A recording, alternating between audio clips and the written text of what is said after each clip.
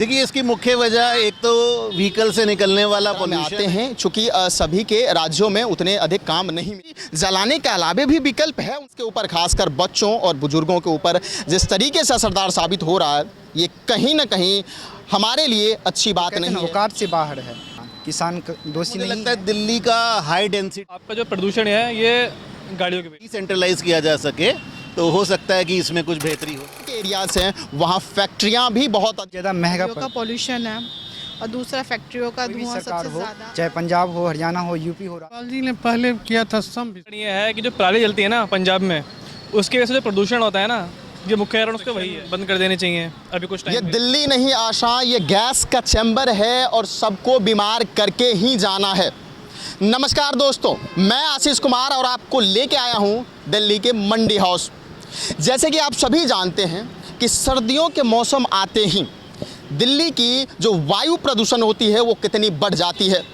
आखिर ये वायु प्रदूषण इस तरीके से अचानक सर्दी आने पर क्यों बढ़ती है, इसके पीछे की मुख्य वजह क्या हो सकती है, इसके रोकथाम के उपाय क्या हो सकते हैं और इसका असर हमारे स्वास्थ्य पर कैसा पड़ता है, इस सब के बारे में जानने के लिए हम लोगों से उनकी राय लेंगे। बने रहिए हमारे साथ।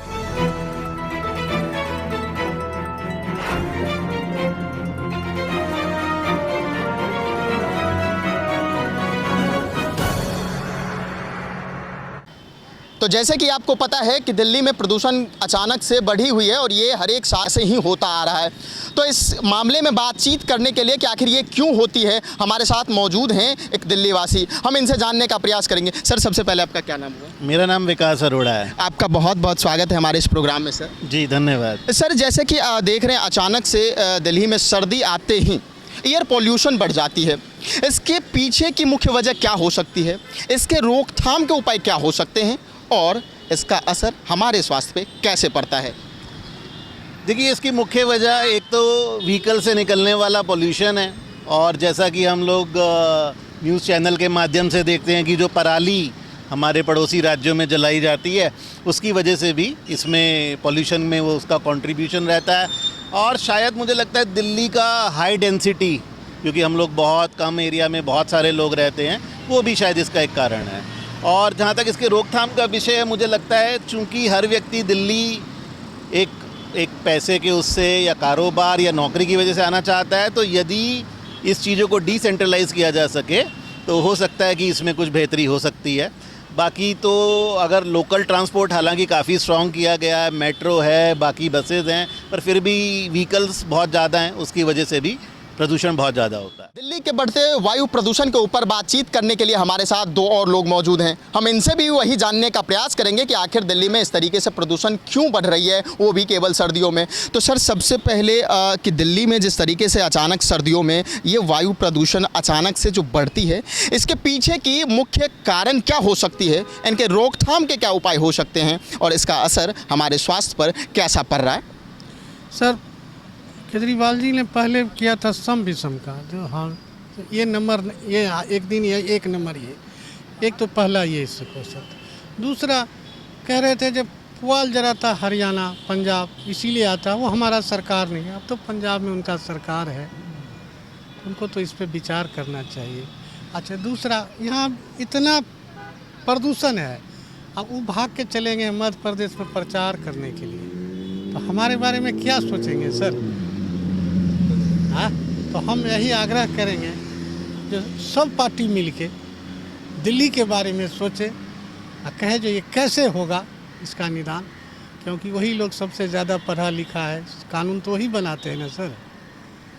सर, सेम सवाल आपसे रहेगा कि अचानक जो सर्दियों के मौसम में ही ऐसा होता है कि दिल्ली में वायु प्रदूषण बढ़ जाती है और साथ ही साथ हम ये देखते हैं कि ये प्रदूषण बढ़ने से काफ़ी लोगों के स्वास्थ्य पर असर पड़ता है और दिल्ली गैस की चैम्बर बन जाती है। ऐसे में आप किस चीज़ को मुख्य वजह मानते हैं कि आखिर दिल्ली में ऐसा क्यों होता है? सबसे पहली बात है कि फॉग का गिरना, फॉग गिरने से ये हो जाता है।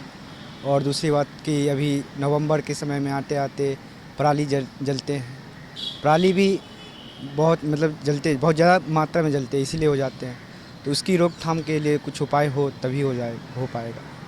और अभी दीपावली आने वाले हैं तो पटाखा फूटेंगे, तो उससे ज़्यादा बढ़ेंगे, तो ये भी रोकथाम होगी तभी। दिल्ली की बढ़ती वायु प्रदूषण के ऊपर बातचीत के दौर में इस वक्त हमारे साथ दो और व्यक्ति मौजूद हैं। हम इनसे भी जानने का प्रयास करेंगे कि दिल्ली में अचानक सर्दियों में इस तरह से जो वायु प्रदूषण बढ़ती है, हवा की जो गुणवत्ता है वो कम होती है, लोगों को सांस लेने में दिक्कत होता है, इसके कारण क्या हैं, इसको कैसे रोका जा सकता है और हमारे हेल्थ पे कैसे असर पड़ता है।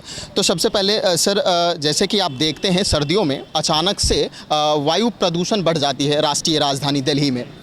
यहाँ जो पॉल्यूशन बढ़ती है, इसके पीछे की मुख्य वजह क्या हो सकती है और इसके रोकथाम के क्या उपाय हो सकते हैं, साथ ही साथ ये हमारे हेल्थ पर किस तरह से असरदार साबित होता है।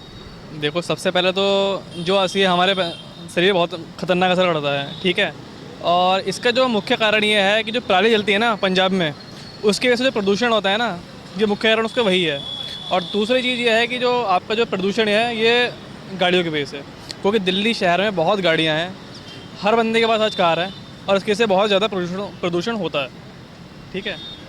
मैम, आपसे भी यही सवाल रहेगा, जिस तरीके से सर ने बताया, गाड़ियाँ यहाँ पे बहुत अधिक है, साथ ही साथ कम जगह है, जगह सीमित है हमारे पास, पॉपुलेशन यहाँ की अधिक है, लोग डिपेंड हो गए, पब्लिक ट्रांसपोर्ट का इस्तेमाल कम हो रही है, कहीं ना कहीं ये भी कारण बन रही है। हमारे पड़ोसी राज्यों में पराली जलाए जा रहे हैं, वो भी एक कारण बन रहा है। आप क्या सोचती हैं इस बारे में कि कारण क्या हो सकते हैं, साथ ही साथ रोकथाम के क्या उपाय हो सकते हैं और हमारे स्वास्थ्य के ऊपर इसका क्या असर पड़ता है? जैसे कि सर ने अभी बताया है कि इसका क्या कारण है। एक तो मेन गाड़ियों का पॉल्यूशन है और दूसरा फैक्ट्रियों का धुआं सबसे ज़्यादा। और इतनी ज़्यादा पॉपुलेशन हो गई है अब दिल्ली में, बहुत ज़्यादा, कि गाड़ियों का सबसे ज़्यादा, इतना ज़्यादा ट्रैफिक लगा रहता है दिल्ली में कि निकलना मुश्किल है और जहरीली हो चुकी है यहाँ की वायु, आपको पता है। लेकिन इसके लिए हमारी गवर्नमेंट को पहले से ही काम करना चाहिए। उन्हें पता है कि ये चीज़ें होनी ही होनी है। लोग बोलते हैं कि जैसे क्रैकर्स से हुआ ये, अब तो क्रैकर्स अभी जले भी नहीं है, उससे पहले ये धुआं उड़ चुका है। तो लाइक जैसे कि ऑड इवन फॉलो करना चाहिए दिल्ली सरकार को फिर से। तो मैं तो यही कहना चाहूँगी, सारे कंस्ट्रक्शन बंद कर देने चाहिए अभी कुछ टाइम के लिए। जितने भी कंस्ट्रक्शन वर्क चल रहे हैं, जितनी बिल्डिंग्स बन रही हैं, सब बंद कर देनी चाहिए अभी थोड़े दिनों के लिए। उससे थोड़ा रोकथाम हो सकता है। क्रैकर्स भी ऑलमोस्ट बंद ही हैं, कोई केजरीवाल जी ने कर दिया है, क्रैकर्स बंद ही हो गए हैं। तो एक ऑड इवन और एक कंस्ट्रक्शन और एक क्रैकर्स ही बंद हो सकते हैं। इसके अलावा तो मुझे कोई लगता नहीं कोई तीसरा कोई तरीका होगा। तो हम लोग दिल्ली के मंडी हाउस में मौजूद थे, यहाँ पर यहाँ के लोगों से बातचीत करने का प्रयास किया कि आखिर दिल्ली में ये जो वायु प्रदूषण बढ़ती है वो खासकर सर्दियों के मौसम में, उसके कारण क्या हो सकते हैं। साथ ही साथ हमने ये भी पूछा कि इसके रोकथाम के क्या उपाय हो सकते हैं। हमने ये भी जानने का प्रयास किया कि इसका असर हमारे स्वास्थ्य के ऊपर कैसे पड़ता है। तो कमोबेश जो लोगों से बातचीत करने के बाद बातें सामने निकल के आई, निष्कर्ष सामने निकल के आया यही कि हमें खुद जागरूक होना होगा, क्योंकि ये प्रदूषण हमारी वजह से, आपकी वजह से, हम सब की वजह से बढ़ रही है। और अगर समय रहते इस पे काबू नहीं किया गया तो आने वाले समय में हेल्थ इमरजेंसी जैसी स्थिति बन सकती है। क्योंकि जिस तरीके से ये घटनाएं खासकर सर्दियों के मौसम में राष्ट्रीय राजधानी दिल्ली के लिए ज्वलंत मुद्दा बन जाता है। यहाँ के लोग कहीं ना कहीं दम घुटने लगते हैं यहाँ के लोगों की, और एक स्वस्थ मनुष्य भी जो नशा नहीं करता वो भी एक दिन में 40 से 50 सिगरेट जैसे नशा करने लगते हैं, केवल और केवल इस वायु प्रदूषण की वजह से।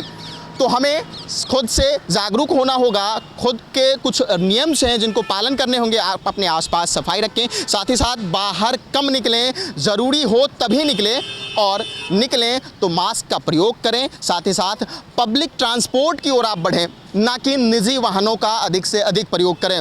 और आप अपने आसपास बच्चे बुजुर्ग उनका खासे ध्यान रखें, क्योंकि ये सबसे असर उनके स्वास्थ्यों पर डालता है, बच्चों के स्वास्थ्यों पर डालता है, बुजुर्गों के स्वास्थ्यों पर डालता है। तो उन्हें बचाना होगा, अधिक से अधिक घर में रहें। घर में भी रहते हैं तो अधिकतर अपने खिड़कियों को, दरवाजे को बंद करके रखें, और साथ ही साथ किसी भी तरह की अगरबत्ती या धुआं ना करें। बने रहिए हमारे साथ और देखते रहिए हमारा प्रोग्राम।